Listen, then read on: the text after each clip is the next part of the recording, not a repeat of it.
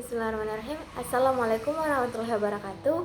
We are from Group 3. We would like to discuss the material about words and sentences. The first member of our group, there are me as well, Siti Nabila Rafifa. There are Alfira Damayanti, Nindi Yulianda, Nur Alfia, Humaira Ramadana, and Esa Hairunisa. The first material will be read by Alfira Damayanti. For Alfira Damayanti, time is yours. Okay, I will explain about linguistic anthropology. A word is the smallest unit of grammar that can stand alone as complete utterance separated by spaces in written language, and potentially by pause in speech by David Russell. So every language has complexities of this sort. Words change depending on how they are used, and combining words into sentence often yields unexpected results. A sentence is a group of words that express a specific how. To capture it, we need to understand how words relate to other words by Paul. So, how do anthropologists learn to speak the language that they need in the field? Linguistic anthropology is also our preferred method of helping students to learn new language. It's amazing how much we can learn it when we can combine linguistic anthropology file analysis method with a total immersion experience. That's it. Thank you. Next, I will explain about morphology. Morphology is the branch of linguistics that deals with word structure. Already 1997, 127 state that morphology is the system of categorization rules involved in word formation. Morphology is also an analysis of words and how they are structured. A word can include one or more morphemes. After we find morpheme in a language, we can construct words in a language. There are two kinds of morphemes, namely morphemes that can stand alone, called free morphemes, and then the morphemes that must be attached to another morphemes is called bound morpheme.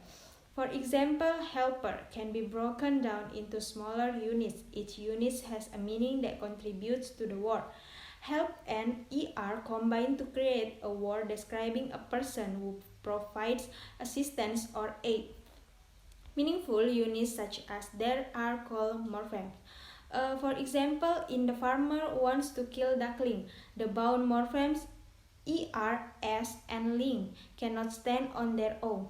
There are two parts to morphological analysis, identifying and describing morphemes and analyzing the way morphemes are organized into words. Number 1. Prefix. Prefix is the bound morpheme that attach at the beginning of the base form. From the example, the an from the words unhelpful. Number 2. Suffix is the bound morpheme that attach at the end of the base form. For the example, the s of the heads, the in from helping, and so on. Number 3. Infix is the bound morpheme that attach in the middle of base form. For the example, in words like spoonsful and passers-by, and so on. Circumfix is bound morphemes that can attach at the beginning and at the end of base forms. For example, the words unreasonable, unfor in the beginning and able in the end of the base form.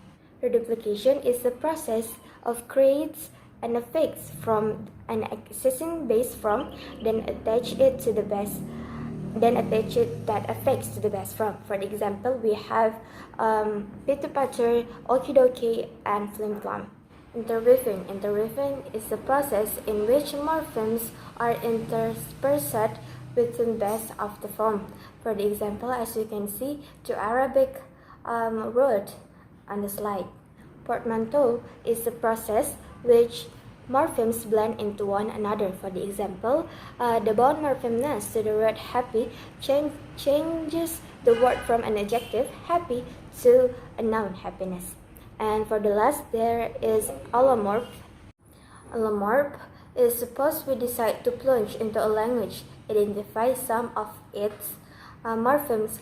Allomorph itself is a variant form of a morpheme. Okay, I will explain about syntax.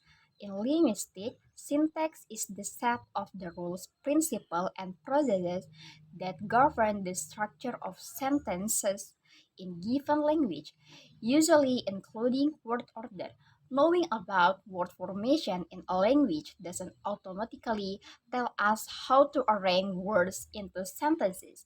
Sometimes there are surprising differences in the ways that different language arrange words. Sometimes we can get surprising results just by arranging different words in the same way.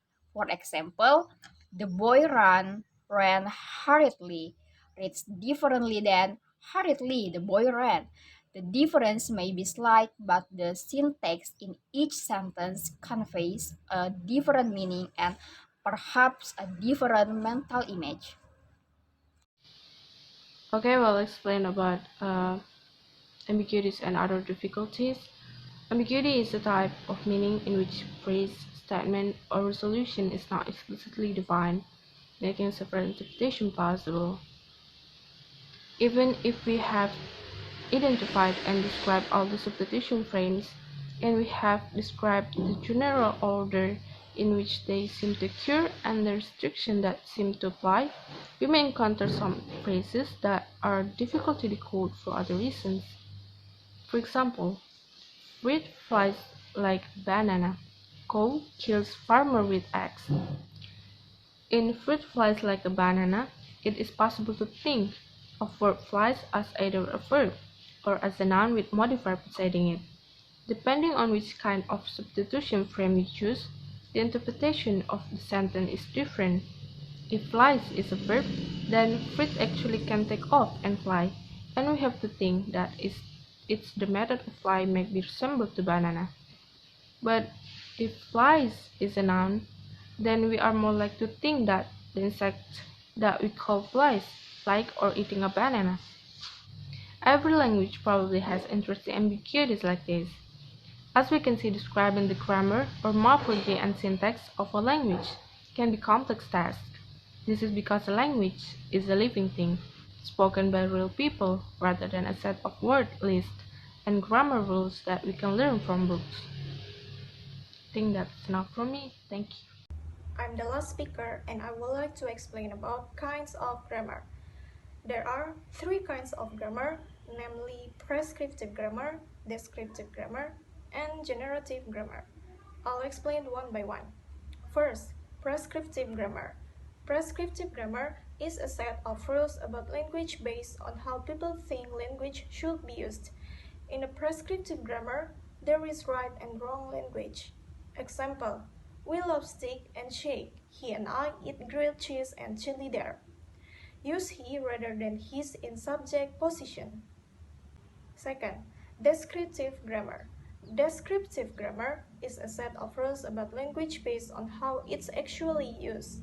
Example, I didn't see anybody. Now, to a descriptive grammar, there is nothing wrong with the sentence because it's being spoken by someone who is using the language to construct phrase that has meaning for someone else who speaks the same language. And the last one is generative grammar. Generative grammar is a description in the form of a set of rules for producing the grammatical sentences of a language. Example, the man is happy. A to be verb linking, a noun and an adjective must follow the noun and precede the adjective. Thank you. So that's all from our group. Thank you. Wassalamualaikum warahmatullahi wabarakatuh.